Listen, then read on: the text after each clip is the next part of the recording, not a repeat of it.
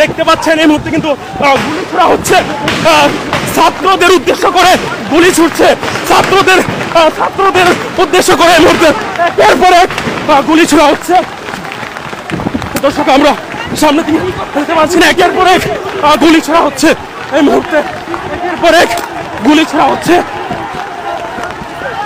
সচিবালয়ের সামনে থেকে ছাত্রদের উদ্দেশ্য করে গুলি ছুটছে এই মুহূর্তে।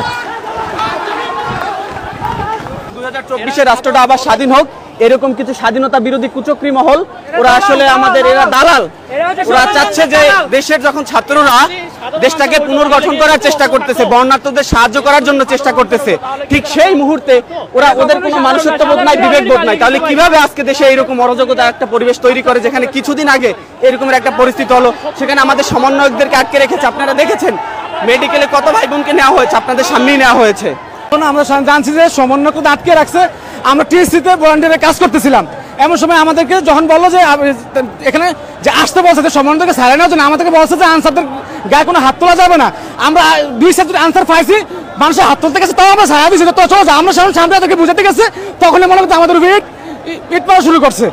আর ওরা হচ্ছে ডাইরেক্ট গুলি করতেছে, ডাইরেক্ট গুলি। আমরা এই আনসার বাহিনীদের আমরা কাছে পাইয়াও আমরা গায়ে হাত দেই নাই, আমাদের বড় ভাইরা ফিরে রাখছে, কিন্তু ওরা ডাইরেক্ট গুলি করছে। আমাদের কয়েকটা ভাই আহত হয়েছে এবং ওই এক ভাই আছে দাবির হলের, তাকে আমরা হসপিটালে পাঠিয়ে দিছি।